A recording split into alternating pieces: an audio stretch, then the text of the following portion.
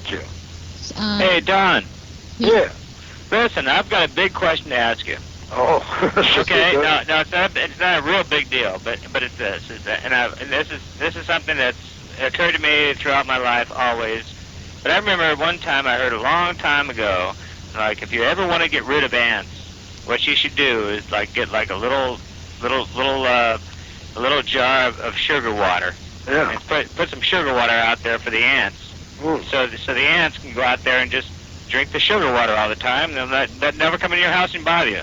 No. My question to you is this: you being a great,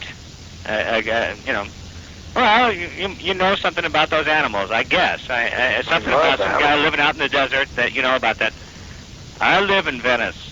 Yes. What can I give my cockroaches so they won't come in my home anymore? Give them a sombrero.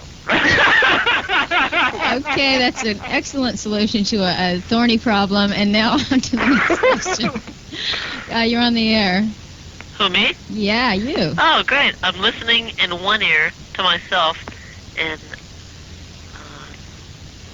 what are you doing, Don? How are you? I am talking to you, listening in Good. one Why don't ear. you meet me at the Buffalo Inn in Upland tomorrow afternoon at about 3 o'clock with about, maybe 500 of my closest friends. I'm right in the middle of a painting right now.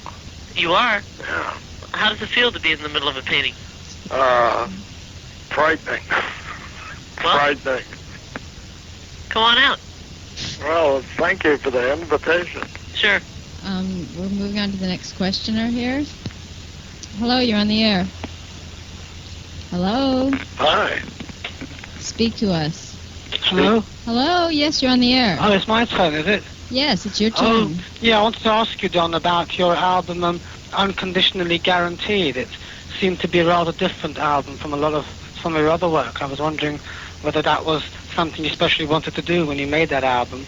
I did, but I sure as hell didn't want anybody fooling with it, which they did. Well, you were on Virgin Records for that particular record, weren't you? Yes. So you'd switched labels from Warner Brothers at that time. Did that have any impact upon it? Yes, I had just done Shiny Beast Bat Chain Puller, and wait a minute, I'm confused, although I think you'd done Clear Spot, hadn't you, before that? Done what? Clear Spot, you had that come out in 73, then you had Unconditionally Guaranteed in 74. That is correct. I enjoyed doing Clear Spot more than the other one. I see, it just struck me as more of a soul-influenced album, that Unconditionally Guaranteed, so I was curious. Pardon me? It seemed to be more of a soul music compared to the more blues style that you have in a lot of your other work. It just struck me as interesting that you tried that style on that particular album. I'll try anything once. Oh, okay. Well, thank you. Now I'm painting. Thanks for calling. We're moving on to the next question. Hello, you're on the air. Captain. Yes. Captain, hi. I just wanted Don. to say, hi, Captain. You offered much encouragement to my friend Carmen and I in the dark ages when we lived in Ohio. And I just wanted to know if we've seen the last of you on vinyl. Well, if I start painting on vinyl, which I could do, you never know. But musically speaking, is Ice Cream for Crow the last that we hear from you, or is that just the last for a while? Well, for a while it is definitely the last. But look at my paintings. I'd love to look at your paintings. I bet you can hear them. Where do you get the inspiration for your tunes? Is it from your do you start from artwork and then visualize the music from that, or is it the other way around? You know, that I tell you, I don't know that with me there's any difference. Although I like both things, I really don't know about that. That's interesting. Are you painting right now? You mean my painting as I talk? Uh-huh. I wouldn't do that to Kristine. Okay. No. Good. Well, it sounds No, like I just got through the painting, as a matter of fact. Good. 10 feet tall. 10 feet tall. That's the name of it? No, it's 10 feet tall. Oh, it's 10 feet tall. Wow. But it's 7.5 feet wide. Uh-huh. Great. What about Ice Cream for Crow on CD? I haven't heard it. It's not on CD. Any ideas when, maybe? I would think that they probably will do that. They love money. And I don't ever get any of it, but or if I do, it's very late. We gotta move on to the next question. Thanks a lot. Thanks Take for it calling. easy. Kristine. Hello, you're on the air. Hello? Yes. Don, at the risk of blathering fandom, I have to say, number one, I've enjoyed your stuff for the last 20 years at the very least. I just want to say thanks a lot. Thank you. I've really a trout mask replica I bought because the cover looked radical. And I must have, that's the first double pocket LP I played through 3 times in a row, all sides. And I've just you've never bored me. You've always held my attention. Well, thank you very much. The only thing is, I was going to ask you if you went to see Cecil Taylor here recently, but I didn't see him there. No, I haven't seen him for years. Yeah, it was. I understand it was very good. Herman Barker, a lot of the Chicago people, double ACM folks were there. It was a very good show. But again, I just wanted to say, I didn't want to, sit there and say, oh, wonderful, wonderful. I really, really enjoyed your stuff, and you've made my life that much happier with your music. I really, really enjoyed it. Thank you very much. May I tell you one thing? Yes, Don. I think it's Cecil. Cecil Taylor.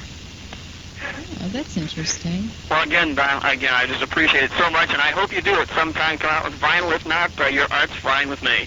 Thank you so much. Thanks for calling. We're on the next question. Hello, you're on the air. Yeah, Don. I want to put things in a little bit of perspective. The Minnesota Twins won 10-1 tonight. You were talking about the playoffs earlier. Yeah? Yeah, what a game. Did you catch any of that? 10-1.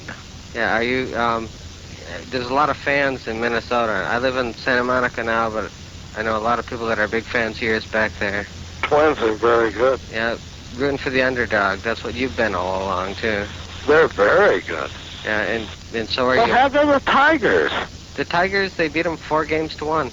Yeah, but that's unusual. Yeah, I know, but the Minnesota Twins are America's team now. Yeah, but can you imagine being America's team? I just thought I would put it in a bit of perspective. Is This isn't there a an sports America? call, but I know you're a sports fan. Well, sure, I Yeah. appreciate that. Okay, well, keep watching those Twins beat those St. Louis Cardinals tomorrow night. Do you think they will? I think they will, and I'm a huge fan of yours, Don. I saw you at the Whiskey the last time you were there. That was When? about Whiskey A Go-Go about 5-6 years ago. What was I playing then? What were you playing? You were playing stuff from, oh, Jesus. You were like dredging up a lot of the older stuff then. But it was good. Not a bad place to play at the time. You don't remember, it was before they painted the place black and made it into a disco. You mean a show club? Yeah, whatever it is. Yeah. So, We gotta move on okay, down the line here. thanks for calling. talking to me, Don. Thank you. Thanks. Thanks for telling me. Hello, you're on the air. Hi, Don. Hi.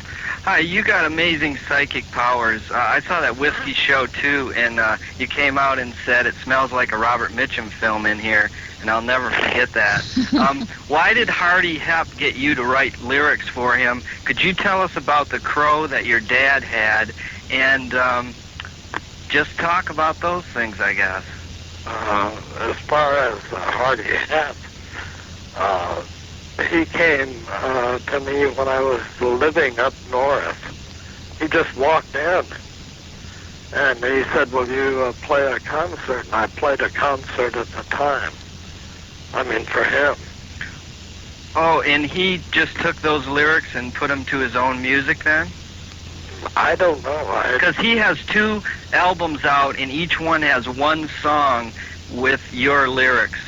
You're kidding. Nope, and also Ice Cream for Crow is available on CD as an import. It is? Yeah, but what about that crow with your dad? I met your mother once, and she's an amazing woman, too.